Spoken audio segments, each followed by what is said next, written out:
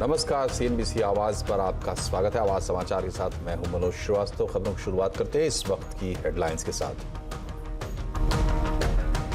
The economic impact of the pandemic due to lockdown and anticipated post-lockdown compression in economic growth may result in higher non-performing assets and capital erosion of the banks. बैंकों के लिए RBI governor की चेतावनी, corona के कारण पड़ सकते NPA, बैंकों को कैपिटल बफर बनाना जरूरी। एसबीआई कॉन्क्लेव में कहा, जोखिम की पहचान के लिए बैंकों को कोविड स्ट्रेस टेस्ट करना चाहिए। आरबीआई की बैंकों को नसीहत, एनबीएफसीज और म्यूचुअल फंड की करे करीब से निगरानी, सरकारी बैंकों के रिकैपिटलाइजेशन को भी बताया जरूरी। देश में कुल कोरोना केस 8 लाख के पार, पिछले 24 घंटे में 27,000 से ज्यादा नए मामले, कई राज्यों में दोबारा लॉकडाउन, लेकिन कोविड कंट्रोल के लिए धारावी मॉडल की डब्ल्यूएचओ ने की तारीफ। विकास दुबे एनकाउंटर की जांच के लिए इलाहाबाद हाईकोर्ट में याचिका, इधर ईडी ने शुरू की विकास की संपत्ति की जांच, उसके 2 साथी ग्वालियर से गिरफ्तार। इलेक्ट्रिक व्हीकल वालों की बैटरी चार्जिंग से मुक्ति, पेट्रोल पंप पर मिलेगी डिस्चार्ज बैटरी बदलने की सुविधा, तेल कंपनियों ने तैयार की नई व्यवस्था।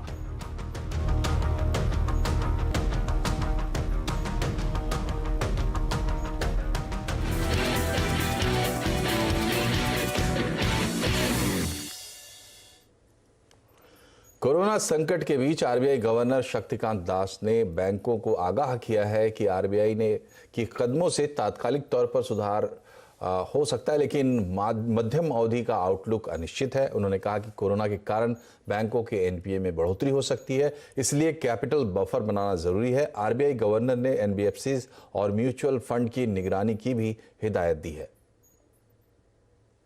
The economic impact of the pandemic due to lockdown and anticipated post-lockdown compression in economic growth may result in higher non-performing assets and capital erosion of the banks. A recapitalization plan for public sector banks and private sector of banks has therefore become absolutely necessary.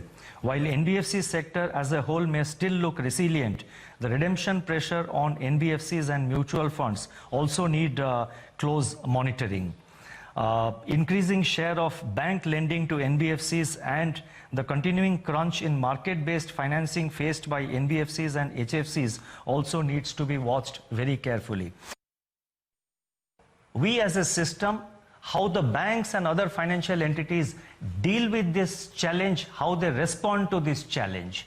In such situations, as I have already said, I think it's become a lot more important that the banks will have to improve their governance, the banks will have to sharpen their risk management skills, and the banks will have to raise capital in an anticipatory basis instead of waiting for a situation to arise in advance, and proactively it is necessary banks, both public sector and private sector banks, build up adequate capital buffers.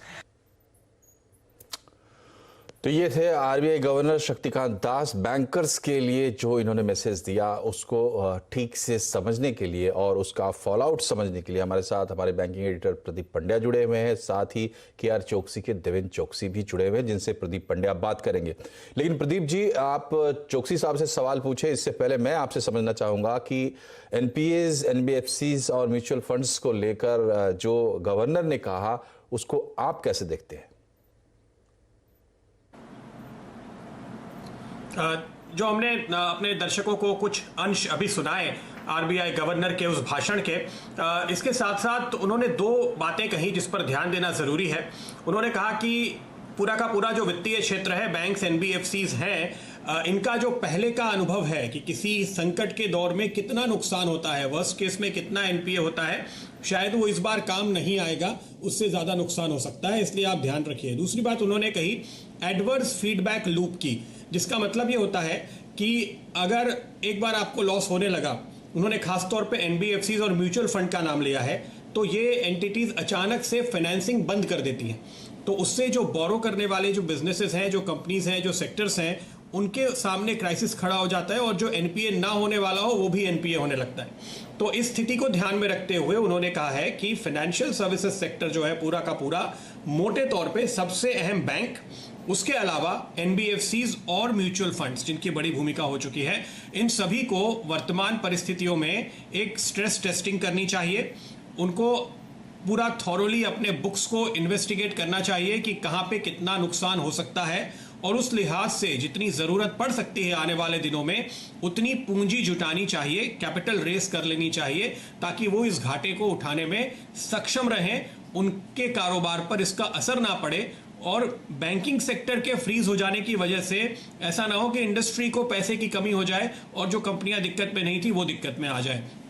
तो मोटे तौर पे RBI governor का focus आज recapitalisation पे था। Financial institutions अपने पूंजी कितनी चाहिए इसका अनुमान लगाएं और उस हिसाब से पूंजी जुटाएं। हमारे साथ देवेन चौकसी साहब जुड़ चुके हैं क्या चौकसी के। देवेन भाई स्वागत है आपका।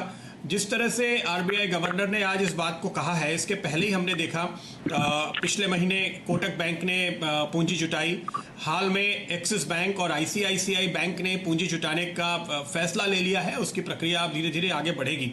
तो बैंक्स और फाइनेंशियल इंस्टीट्यूशंस जो अभी तक ये कदम नहीं उठा पाए हैं, क्या आपको लगता है कि आने वाले दिनों में इस सेक्टर में और दूसरे कई प्लेयर्स होंगे जो पूंजी जुटाने के लिए बाजार में आएंगे? या प्रदीप नमस्कार। I think Indian banking system के अंदर जो हिसाब से आई थिंक फंड्स की रिक्वायरमेंट की जरूरत पड़ेगी, I think this is going to be definitely meaningful. आज जो आरबीआई का जो स्टेटमेंट आया, गवर्नर का जो स्टेटमेंट है, उसका मीनिंग ये होता है कि करीबन 100 लाख करोड़ की हमारे वहाँ लोन बुक है और 11-12 लाख करोड़ का हमारे पास टीयर 1 कैपिटल है बैंकों का, अप्रोक्सीमेटली 9 के हिसाब से। करीबन 4 या 5% का जो एनपीए बढ़ता है, तो मेरा ऐसा मानना है कि आई think Indian banking system will require additional 4 to 5 lakh crore of additional capital. तो ये जो एक सूचना भी मिली है, ये जो एक एनालिसिस भी है, इसके साथ में एक चीज हमें ऐसा जरूर मान के चलते हैं कि जो बैंक अपने कारोबार के अंदर capital adequacy ratio better maintain करके चल रही है, उनके लिए समय इतना दबाव का नहीं आएगा। बट जो बैंकों के अंदर capital adequacy ratio border line पे है, तो उनको डेफिनेटली एनपीए बढ़ते हैं, तो उसके साथ में नई कैपिटल रेज करना जरूरी बनता है। According to me, I think RBI के गवर्नर ने जो एक स्टेटमेंट दिया है वो एक बहुत मीनिंगफुल स्टेटमेंट है कि आपका एनपीए होने के बाद आप कैपिटल जुटाने की मेहनत ना करें। आई थिंक आप पहले कैपिटल जुटाने के लिए शुरुआत कर दें, प्रक्रिया शुरुआत करें।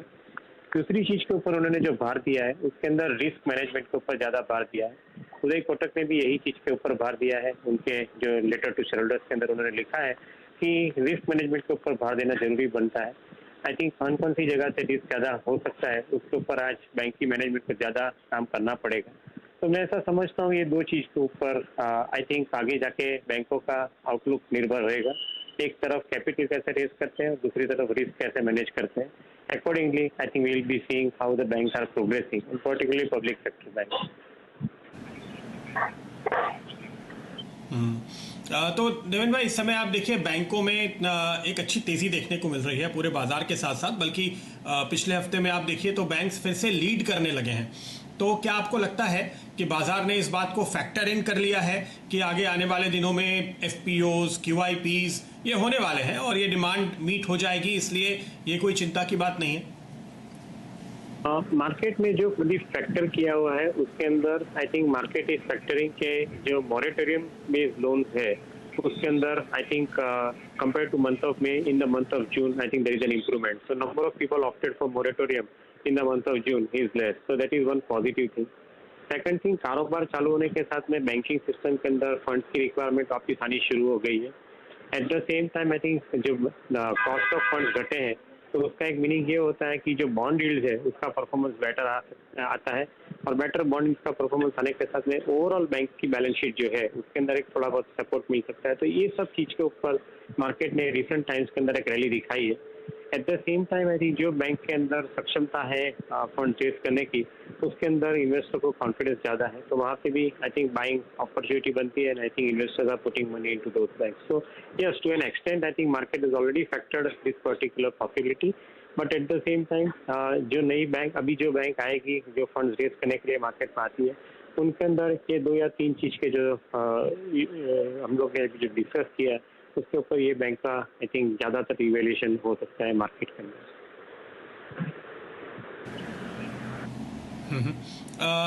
सोमवार को बाजार कैसे रिएक्ट करेगा इस पे? कोई ज्यादा बदलाव नहीं आएगा प्रदीप। आई think market will remain positive और आई थिंक मैं ऐसा समझता हूँ कि जो क्वालिटी है उसको रिकग्निशन बेटर मिलेगा। माई स्ट्रॉन्ग कन्विक्शन है कि जो बैंक के अंदर कैपिटल एडिक्वेसी रेशियो बेटर है, जो मिनिमम कैपिटल एडिक्वेसी रेशियो से ऊपर चल रहे हैं 16% से 22% के आसपास भी बैंकों के पास आई थिंक कैपिटल बनी हुई है। तो जैसे बजाज फाइनेंस जैसी एनबीएफसी है, I think they are operating at around 21-22% की एडिक्वेसी। ऑब्वियसली मेरा ऐसा मानना है कि सच काइंड ऑफ इंस्टीट्यूशंस और banks will be definitely preferred compare to जो बैंक बॉर्डर लाइन के ऊपर चल रही है उसको जगह पे I think the better quality management will get recognition. I would rather like to believe that I think quality of the bank will probably determine the valuation and the premium in the market in coming days. Devendra भाई, हमारे दर्शक आपकी बात बहुत ध्यान से सुनते हैं और आपके एनालिसिस को फॉलो करते हैं। आपकी पसंद क्या है इस सेक्टर में? ये सवाल जरूर सभी लोग जानना चाहेंगे। तो प्रदीप, मेरा ज़्यादातर कॉन्फिडेंस जो रहता है उसके अंदर better manage bank private sector के अंदर, कॉर्पोरेट सेक्टर के अंदर जो है उसके ऊपर मेरा कॉन्फिडेंस ज़्यादा है। नाम देने से शायद थोड़ा डायरेक्शन मिल सकता है, बट आई थिंक दर्शक मित्रों देना ऐसा एक मैं डिस्क्लोजर रखता हूँ। But banks like Kotak, banks like ICICI, NBFC like HDFC, NBFC like Bajaj finance, market के अंदर कोई भी कारण सर उनके अंदर भाव में कोई गिरावट आती है तो I think these stocks remain relatively better position stocks for investment purpose. Maybe I think one will have to look at the valuation at respective point of time. But मेरा ऐसा मानना है कि I think such names are relatively better promising than I think other stocks.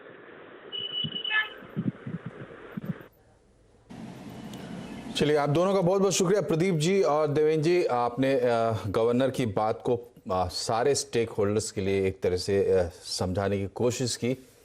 खबरों में आगे बढ़ते हैं।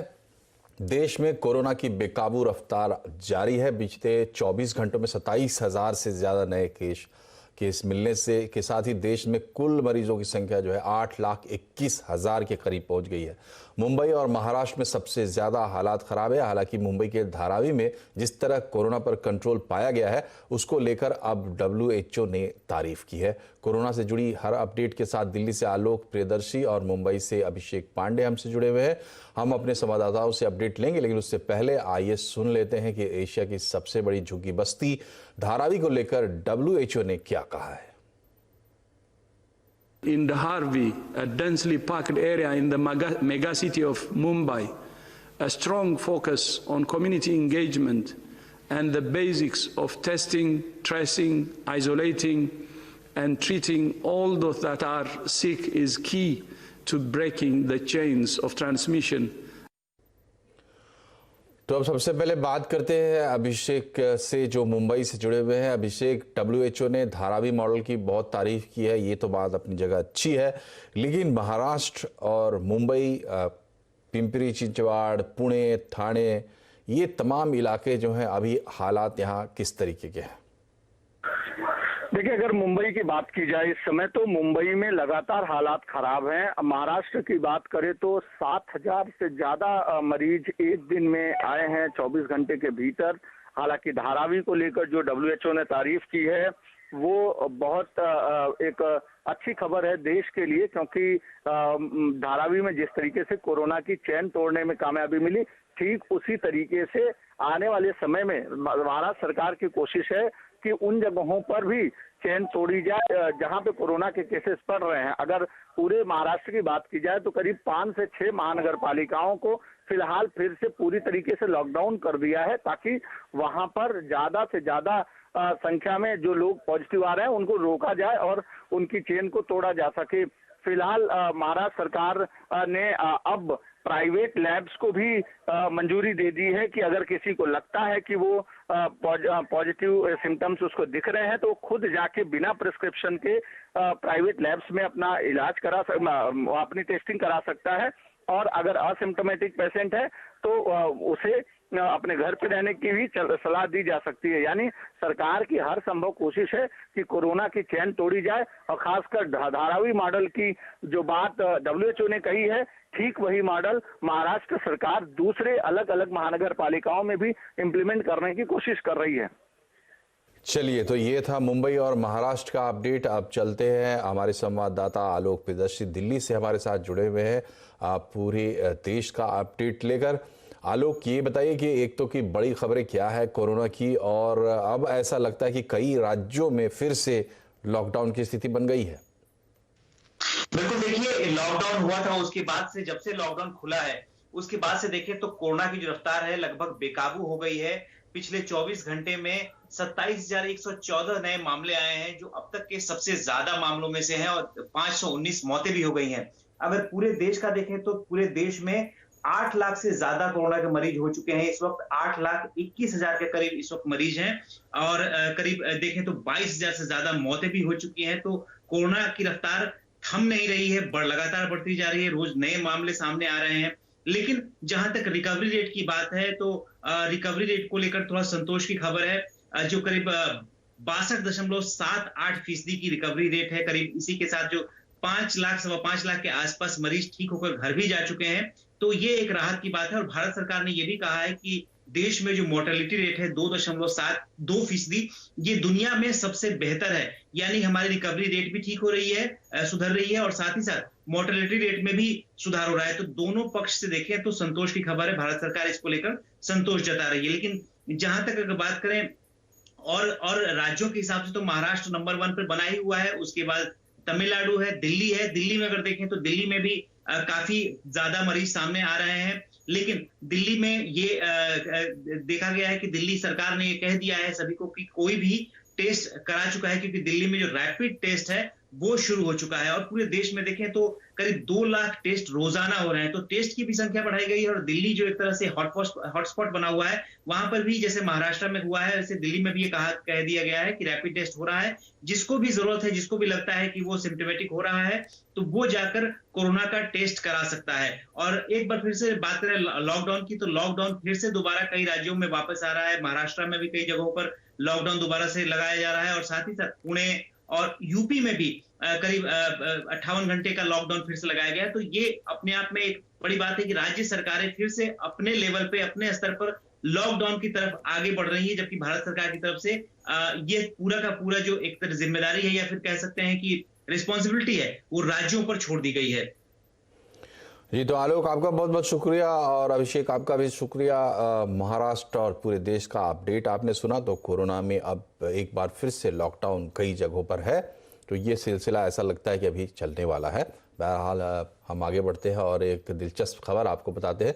महाराष्ट्र में अब कुछ दिन पहले आपने सुना होगा कि सोने का मास्क बनाकर एक व्यक्ति ने पहना था, लेकिन अब सूरत को लोग एक कदम और आगे निकलते हुए देख सकते हैं। सूरत में डायमंड मास्क का क्रेज जोरों पर है। यहाँ के हीरा कारोबारियों ने हीरे के मास्क बनाए हैं। खासकर शादी में कुछ अलग दिखने के लिए ये मास्क काफ़ी मददगार साबित होंगे। शादी में जोड़ों के लिए भी खास डायमंड के मास्क तैयार किए गए हैं। एक मास्क की कीमत 1 से लेकर 4 लाख रुपए तक है।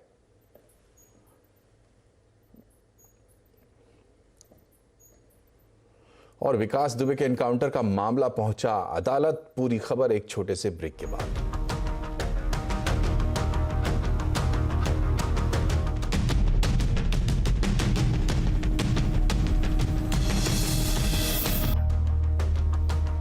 ब्रेक के बाद एक बार फिर से आपका स्वागत है आवाज समाचार में। कानपुर मुठभेड़ में मारा गया आरोपी विकास दुबे और उसका एक वीडियो आज सामने आया है। ये वीडियो गुरुवार का है, जिस दिन विकास दुबे को मध्य प्रदेश पुलिस ने उज्जैन के महाकाल मंदिर से गिरफ्तार किया था। इस वीडियो में विकास दुबे को मंदिर के अंदर जाते देखा जा सकता है। मंदिर के अंदर जाने के बाद विकास दुबे पूरे इत्मीनान से दर्शन करते दिख रहा है। इसके बाद वो उज्जैन के महाकाल मंदिर के चारों तरफ परिक्रमा भी करता है। इस बीच इलाहाबाद हाई कोर्ट में विकास दुबे एनकाउंटर की जांच को लेकर एक याचिका दायर की गई है। इस याचिका में आरोप लगाया गया है कि विकास दुबे को साजिश के तहत मारा गया है ताकि उससे जुड़े सफेद पोश लोगों की राज ना खुल सके। इधर विकास दुबे की मदद करने के आरोप में कानपुर पुलिस ने 2 लोगों को मध्य प्रदेश के ग्वालियर से गिरफ्तार किया है। इन दोनों पर विकास दुबे का साथ देने, उसके रहने का इंतजाम करने का आरोप है और इन्फोर्समेंट डायरेक्टरेट ईडी ने विकास दुबे की संपत्ति की जांच भी आज से शुरू कर दी है।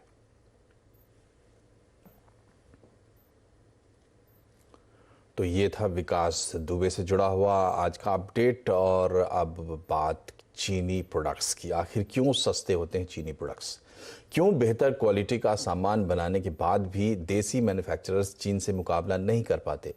मैन्युफैक्चरिंग बढ़ाने के लिए सरकार ने अब तक जिन स्कीमों की घोषणा की है उसका फायदा छोटे मझोले मैन्युफैक्चरर्स को क्यों नहीं मिलता? सीमा विवाद के बाद अब इंडस्ट्री सरकार से क्या चाहती है? देखिए हमारे संवाददाता प्रकाश प्रियदर्शी की ये डिटेल रिपोर्ट। पंजाब के नरेश भारद्वाज नट बोल्ट की मैन्युफैक्चरिंग करते हैं। बेहतर क्वालिटी के सामान के लिए एडवांस मशीनें लगाई हैं।